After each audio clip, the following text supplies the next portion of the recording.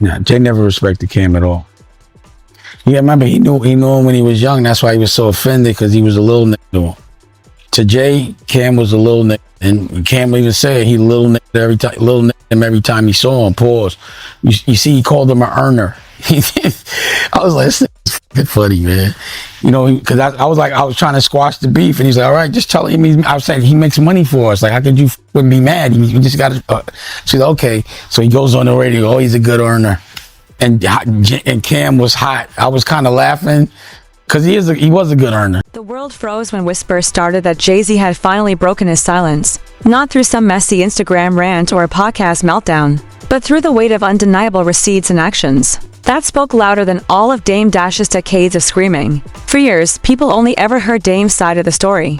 Dame with his voice raised, his hands waving, his anger boiling over, telling anyone who would listen that Jay-Z betrayed him, that the empire they built together, the legendary Roc-A-Fella records, had been snatched away from him by corporate greed and selfish ambition. But what the streets never got in detail was Jay-Z's side. Jay-Z stayed quiet, and that silence became its own weapon, its own myth. Fans argued, insiders speculated, gossip blogs exploded with theories, but Jay never flinched. And now in 2025, as Dame drowns in lawsuits, bankruptcy filings, and public embarrassment, the silence has finally been cracked wide open. And the truth is uglier than anyone imagined. Because the reality is simple. While Dame Dash blamed betrayal, bankruptcy, and broken brotherhood on Jay, the receipts paint a very different story. Jay-Z didn't destroy Dame Dash. Dame Dash destroyed Dame Dash. And the way Cameron fits into all of this? It's the perfect storm of arrogance, misplaced loyalty, and years of unfinished business. The story isn't just about a broken record label anymore. It's about three men who started as comrades in the game, who ended up fighting over power, respect, and legacy like soldiers in a civil war. And when the smoke clears, only one truth remains standing.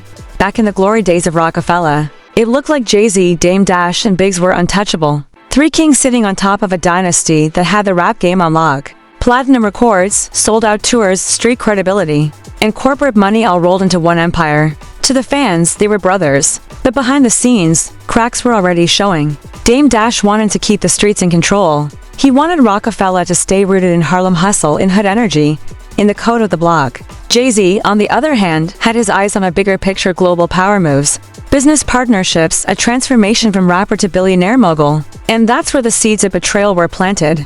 Not because one stabbed the other in the back, but because their visions were oil and water. The turning point came when Cameron entered the picture. Dame Dash pushed hard for Cam, even trying to make him vice president of Roc-A-Fella, to Jay-Z. That was a red flag.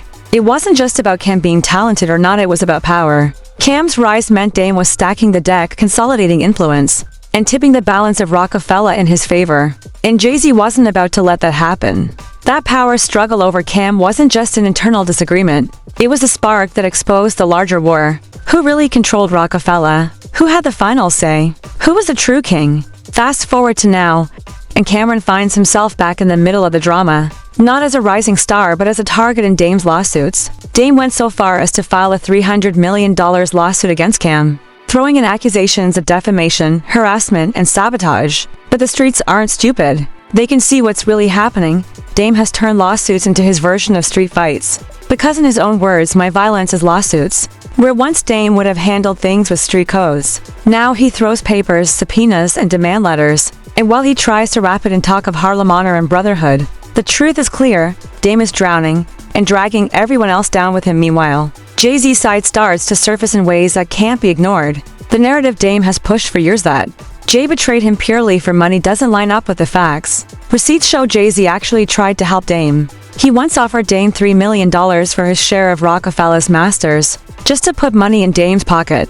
Cameron and Mace even offered Dame $1 million to help him hold on financially. Jay-Z circled back with another $1.5 million.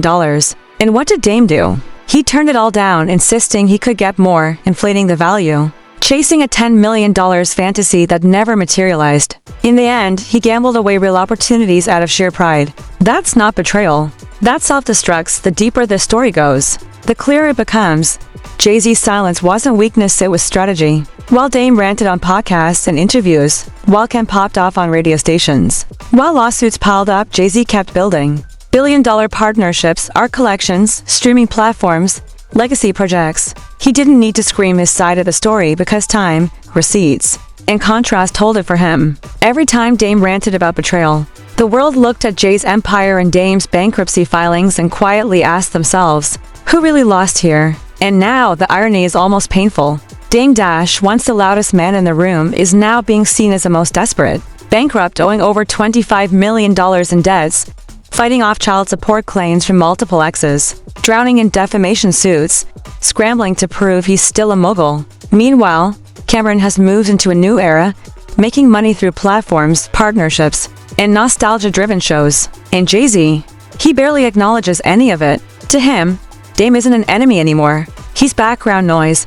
But what cuts the deepest isn't the money, it's the respect. Dame Dash still wants the respect he commanded in the early rock days, when his voice shook rooms and his name opened doors. But respect can't be demanded when your reality doesn't match your image. He carries mobile energy, but the paperwork says bankruptcy. He projects power, but the industry sees desperation. And that's the tragic arc of Dame Dash. He's fighting for relevance in a war that ended years ago, against a man who has already won by simply not engaging. The streets are left with one burning question: was Dame Dash really betrayed? Or was he blinded by his own pride? Jay-Z finally letting these receipts and stories surface makes it clear. That betrayal wasn't the story, entitlement was. Dame felt entitled to Jay's success, to Jay's help, to Jay's empire, even after burning bridges and turning down millions. And that entitlement turned into bitterness, that bitterness turned into obsession. And that obsession has left him stuck in 2025 fighting ghosts while Jay-Z builds legacies. And that's where the cliffhanger sits. Because if Jay-Z has finally let his side of the story be known, even indirectly, what comes next? Does Dame keep ranting, filing lawsuits, and trying to pull Harlem into his storm? Does Cameron fire back with his own truths, his own receipts, his own way of spinning the past? Or does Jay finally step into the spotlight and speak directly, putting an end to decades of whispers once and for all? One thing's for sure, this isn't just an old rap beef. This is about power, pride, and the empire that once ruled hip-hop now being dissected like a crime scene. And the deeper you go, the uglier it gets. The more you peel back the layers of the story, the more it stops being about music and starts looking like a tragic play, where pride eats its own king alive. Because at the center of all the noise isn't just money. It's the fact that Dame Dash refuses to let go of the image of who he once was. To him, Jay-Z walking away from Roc-A-Fella wasn't just a business move, it was personal. Dame frames it as betrayal, as if Jay stabbed him in the back to climb into corporate offices with men in suits. But here's where the silence of Jay-Z turns into the loudest truth of all. Jay didn't leave Dame behind. Dame left himself behind. Every reckless spending spree, every lawsuit filed in anger, every deal turned down out of arrogance, those were the bricks that built the wall between them. What makes it even messier is Cameron's place in this puzzle. Back in the day, Cam was supposed to be a boost for Roc-A-Fella, a Harlem star with the streets behind him, a move that should have cemented the empire. But Dame's push to give Cam executive power wasn't about building, it was about control, and Jay-Z saw through it. To Jay, Cam wasn't an equal partner, he was an earner. Someone who brought money in but didn't belong at the decision-making table. Cam took offense, Dame doubled down, and the triangle exploded. Now, decades later, the wounds still bleed. Dame sues Cam for hundreds of millions. Cam fires back, calling Dame out for fumbling bags. And once again, the name Jay-Z gets dragged into a fight he isn't even participating in. That's the irony. Jay doesn't even have to lift a finger. His name alone drives the headlines.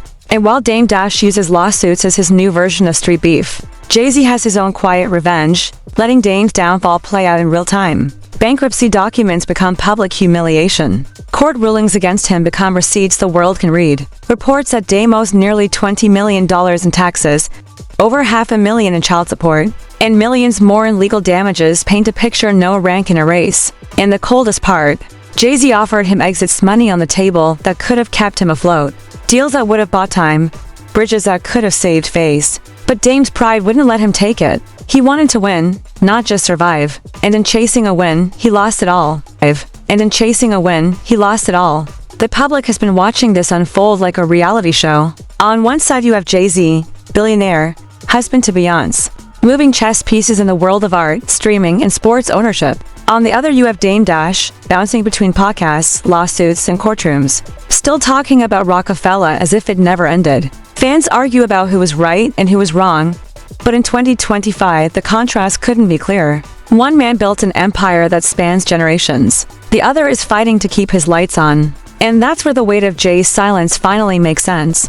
He didn't need to talk, time did the talking for him. Still, the bitterness doesn't fade. Dame Dash goes online saying Harlem was embarrassed by the public beef, apologizing one day, then filing lawsuits the next. He calls Cameron a Stuggets, a man who broke honor codes, while in the same breath saying he wants peace. He blasts Jay-Z for betrayal, then insists all he wants is fairness. The inconsistency is what makes people doubt him. Does Dame want reconciliation? Or does he just want attention? Is the apology real?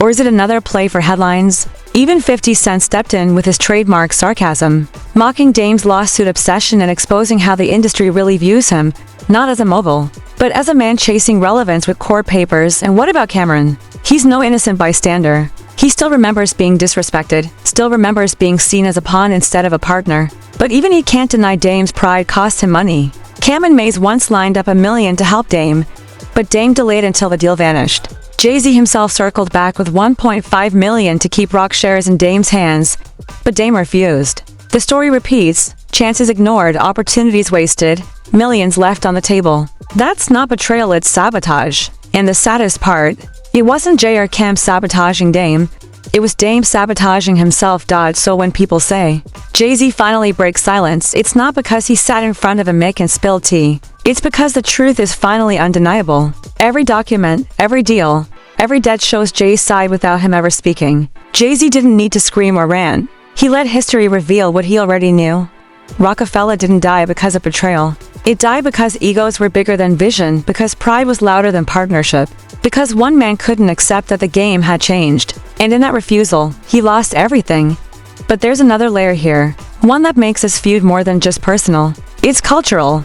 Dame Dash frames his war as something bigger, saying the system wants black men to fight each other, that Harlem is embarrassed, that beefs get exploited by outsiders. And in a way, he's not wrong. The industry thrives on drama, the media eats up every feud, every rant, every broken brotherhood. But what Dame refuses to admit is that sometimes the enemy isn't outside, it's within. Jay-Z moved past the cycle, aligning with corporations, building platforms, creating generational wealth. Dame stayed stuck in a cycle, treating lawsuits like street fights, treating respect like it could be demanded instead of earned. And that's where the path split for good. The irony is, people still debate whether Jay-Z was wrong for choosing business over brotherhood. Some say he abandoned Dame for a seat at the table with powerful men, that he turned his back on the culture to chase money. Others argue he did what had to be done, that without Jay's vision, Roc-A-Fella would have burned out anyway. The debate will never end because it's bigger than Roc-A-Fella. It's about what matters more, loyalty or legacy, brotherhood or business, pride or survival. And depending on which side you stand on, Jay is either a genius or a traitor. Dame is either a victim or his own executioner. And Cam is either collateral damage or a man who should have known better. As of now, in 2025, Jay-Z sits on his throne. Dame fights to keep his name alive, and Cam balances between nostalgia and petty shots. The empire they once built together is gone, but the story refuses to die. And maybe that's the biggest truth of all. Roc-A-Fella may have collapsed, but the drama, the bitterness, the questions, they live on like a ghost that refuses to leave. Every lawsuit, every podcast, every headline brings it back. And the silence of Jay-Z, finally backed by receipts and contrast, becomes the loudest voice in the room. The story is no longer about what happened. It's about what it means. And what it means is this: sometimes the greatest betrayal isn't what someone else does to you. It's what you do to yourself. What you do to yourself.